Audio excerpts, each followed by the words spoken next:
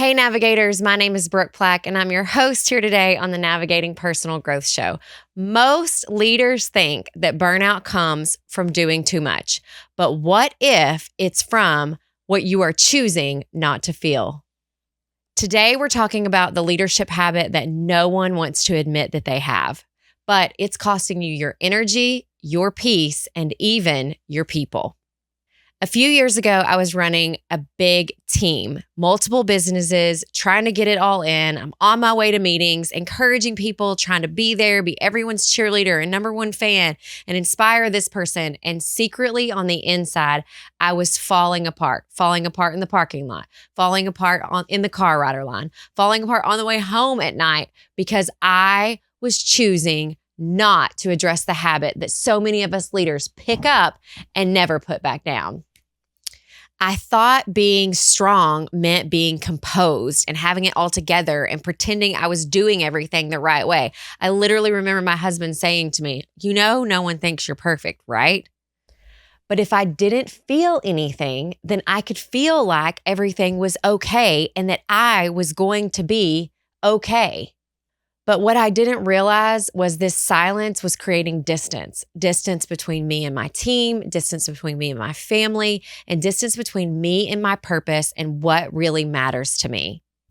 The leadership habit that no one wants to talk about is emotional stuffing or emotional repression. The ability or the desire to try to appear like you don't have to feel anything, like nothing bothers you, and like you are the strong one all the time. But you know what? It's okay if you're not. And this habit hides so many times in the form of perfectionism and of having the briefcase buttoned up and trying to look like a professional all the time and that you're never missing anything, but it's actually creating disconnection. It's making your leadership feel less authentic and it's leaving you empty and dry on the inside.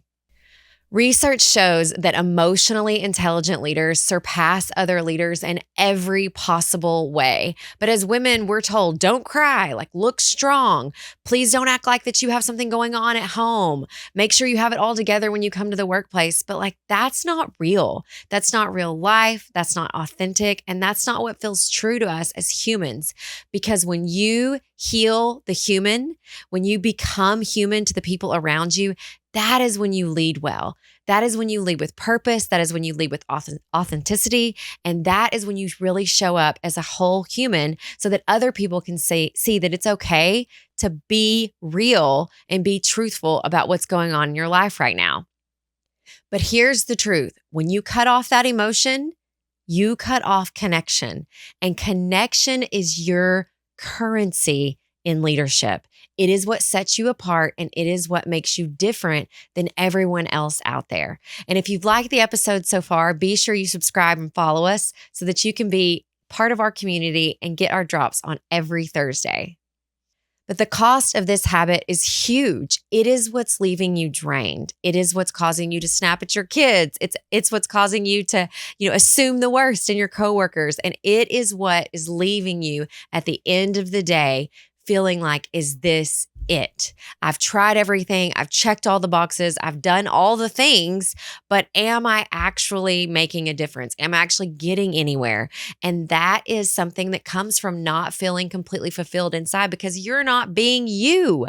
And it is so important that your team, your companies, your vision is able to see the real you and be integrated with the real you as you go throughout your day, throughout your life, and throughout your purpose.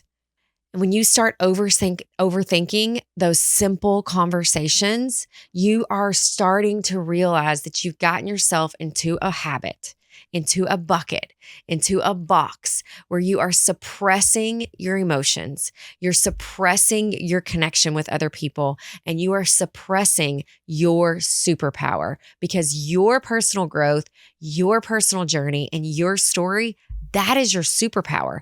That's where you shine. Because the truth of the matter is you cannot lead people authentically if you are continuing to wear armor. But when you start leading from a place of promise, a place of purpose, a place of truth that feels good to you, that is something that is absolutely unstoppable. When you remember to text someone that you work with and ask about their dog, when you remember to ask someone how their grandmother's visit was that weekend, they know that you care, and care is currency. Connection is currency. And I'm not just talking about making you more money. I'm talking about making your life richer, making where you show up richer, a better place, a place of harmony, a place that's authentic, and a place that's true to who it is. And not only what you're doing, but how you're doing it and how you're showing up in the world, because relationships start to deepen when we start to open ourselves up and realize that that emotional suppressing, that emotional stuffing, and I think so many times the reason we got there is we were raised by children, or we are children. We were raised by parents of the Great Depression who had parents from the Great Depression who had this whole mindset of, you didn't have it as hard as me. Suck it up, buttercup. Like, you're going to be okay. And then it led to this next generation of millennials and Gen Xers or Yers or Zers or whatever order it is that we come in. And that has led us to go, hold on, wait a second.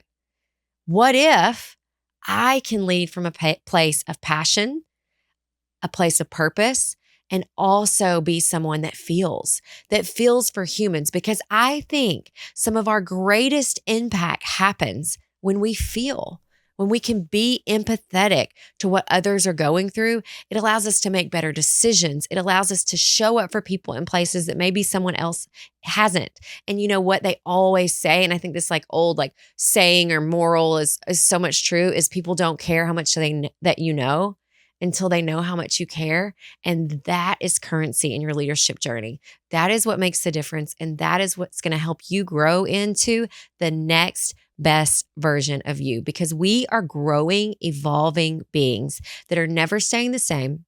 We're never stagnant. And if we are, that's when we die, right? Either physically, spiritually, mentally, or sometimes we just feel so frigging burnt out. And that burnout comes from not taking time to stop and think about, where am I? How do I feel about this? And how is this affecting my journey? So here is your 3-step plan for this habit, for starting to break this habit and to build a new one. Number 1, you got to name it. When you feel tense, pause and ask yourself, what emotion am I avoiding right now? Like, I could crawl off the screen and under the table on this one, because I have spent about 40 years of my life not doing this. So I know it is so hard.